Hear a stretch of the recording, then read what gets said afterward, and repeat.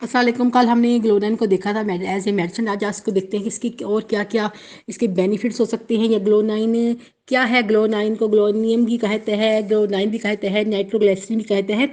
तो ग्लोनाइन मैं आपको आज इसके बारे में थोड़ी सी इन्फॉर्मेशन देती हूँ। ग्लोनाइन है क्या? ग्लोनाइन भी कह सकते हैं ऐसी दवाइयों तक उसको महदूद कर, जिस तरह हम ड्रोसरा को बहुत कम यूज़ करते हैं, इसी तरह इसको महदूद कर दिया गया है। हालांकि इसमें बहुत ज़्यादा इस्तेफादा करने, यानी कि इसके बहुत ज़्यादा बेनिफिट्स हैं।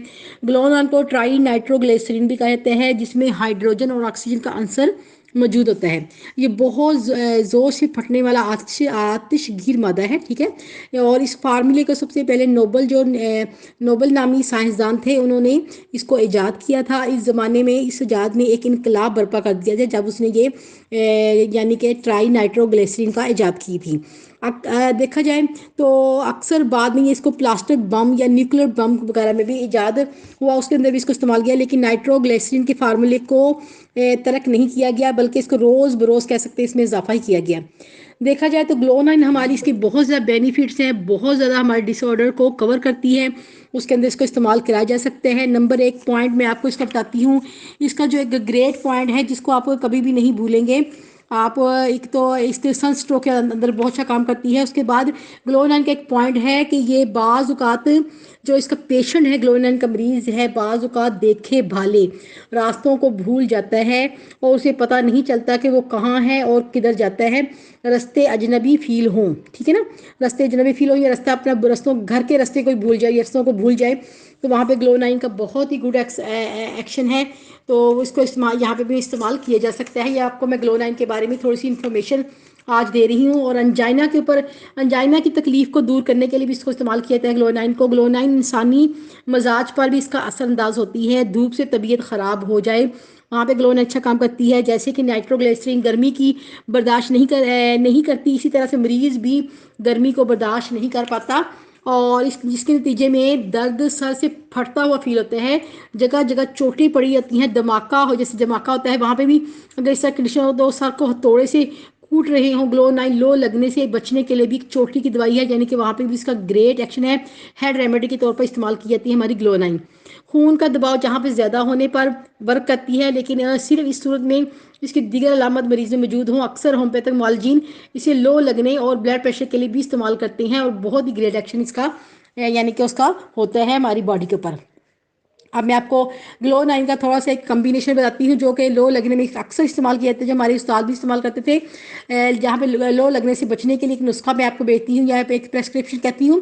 ग्लोनाइन लेंगे, नेट्रोम्योर लेंगे और आर्सेनिकम को मिलाकर आप 30 में, ठीक है ना, घर से निकलने से पहले एक खुराक अगर ले ली जाए तो अल्लाह के फजल करम से ये सन स्ट्रोक का जो है वो नहीं होता और पेशेंट का माइंड भी बहुत फ्रेश रहता है। और ये इस तरह की कंडीशन जैसे लो लगना, जैसे गर्दन दौड़ बुखार या बेहोश हो जाना, वो कंडीशन नहीं होती। एक खुराक ही लेनी है इसकी।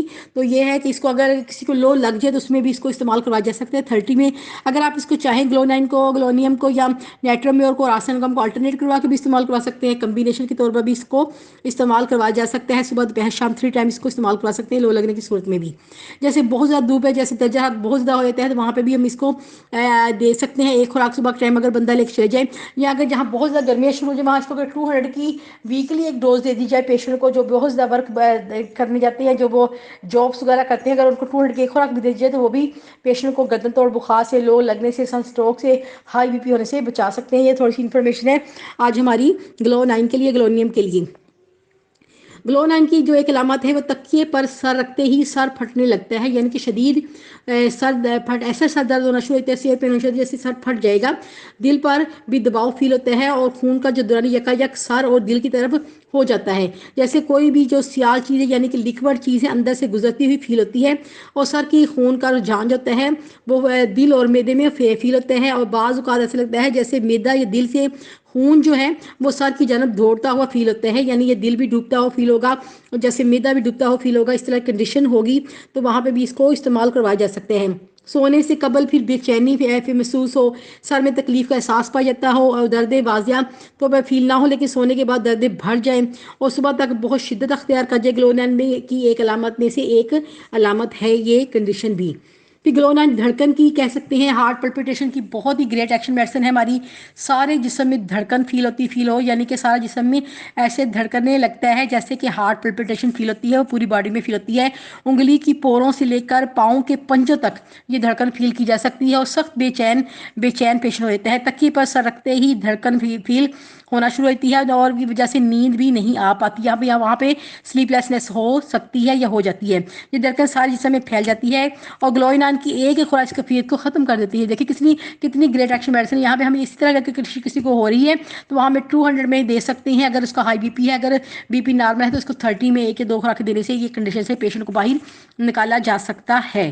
ठीक है। और बाज़ जैलसीमिया से देखिए ग्लोनाइन की अलामत या मुशाबित करती हैं। दोनों में मरीज़ के जो हाथ पाँव सख्त ठंडे होते हैं। फ़र्क ये है कि जलसीमिया में बिल्कुल पसीना नहीं आता, जबकि ग्लोनाइन में हाथ पाँव ठंडे होने के बावजूद पसीना आता है। ये कंडीशन, यानी कि दोनों में जो कंपैरिजन होगा वो इस तरह का होगा। ग्लोनाइन के मरीज़ की ज़ुबान सुर्खी माइल होती है और मुंह खुश्क होता है, लेकिन प्यास ज़्यादा नहीं होती। ठीक है ना। तेज़ बुखार के बावजूद प्यास गायब होती है, ये भी ग्लोनाइन के अंदर आएगा। गर्म और सर्द धूप और आग के सामने तकलीफात में इजाफा, ग्लोनाइन। ठीक है ना। और घर के रस्तों को भूल जाए, ग्लोनाइन। और फिर मैं जैसे कि दिल की धड़कन बहुत ज़्यादा तेज़ है, सांस घुटता फील हो, मतली क्या फील होती हो, और दबाने से सर दर्द को आराम महसूस होता है। पढ़ने से या सर दर्द में शदीद, ऐसा जैसे कोई रीडिंग कर रहा है तो उसके सर में ऐसे लगा कि जैसे सर फटना शुरू हो गया, या सर दर्द में बहुत ज़्यादा शिद्दत आ गई है। हर चीज़ आधी रोशन आधी तारीख नज़र आई, ये भी इसका एक पॉइंट है, यानी कि उसको आधी चीज़ जो है आधी रोशन नज़र आएगी, आधी तारीख नजर, आधी में अंधेरा नजर आएगा। तो ये भी ग्लोनाइन की अलामत में से आता है। ग्लोनाइन में आंखों के सामने बिजली सी लहरें फील हों और सितारे चमकते हुए फील होते हैं, और ऐसे लगता है कि जैसे नीचे झुकने से आंखों के सामने स्याह निशान, जैसे नीचे देखेगा ऐसा लगेगा जैसे स्याह से धब्बे से उसको फील होंगे। आंखों में दर्द दबाव फील होता है, आंखें सुर्ख हो जाती हैं, आंखों में खून का इज्तिमा या कंजेशन ऑफ ब्लड जो है वो आइस की तरफ होता है। ग्लोनाइन के मरीज की आंखें अंदर को धुसी हुई फील होती हैं, आंखों की रंगत जर्दी माइल फील होती है, रोशनी से जूद हिस्स होता है, वो सेंसिटिव होता है, वक्ती अंधापन भी इसमें पाए जाते हैं। एक खास अलामत है, बुखार में मरीज का चेहरा सुर्ख नहीं होता, बल्कि बुखार के अंदर इसका जो पेशेंट है वो उसका चेहरा जर्द होता है। ठीक है। तो इसके अंदर भी इसको ग्लोनाइन को नहीं भूलना चाहिए। यहाँ पे भी 30 में भी और 200 में भी इस्तेमाल करवा सकते हैं, लेकिन इसका बीपी साथ साथ हमने चेक करना है। गर्मी से तमाज़ुन तो नहीं है, गर्मी से इसकी एक्टिवेशन तो नहीं हुई, तो उसके लिहाज से हमने इसकी फ्रिक्वेंसी को सिलेक्ट करना है।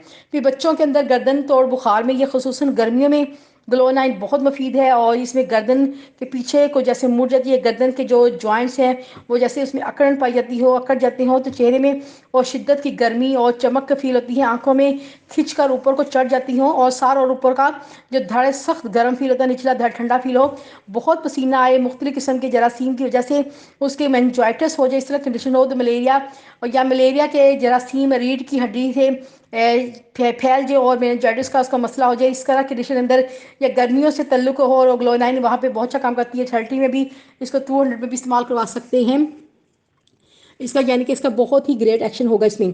फिर आपको ये भी मैं बता चुकी हूँ कि रास्ता, घर का रास्ता भूल जाए या अपने जाने पहचाने रास्तों को भूल जाए, देखे भाले जिसको कहा जाता है, देखे भाले रास्तों को भूल जाए, वहाँ पे भी बहुत अच्छा काम करती है।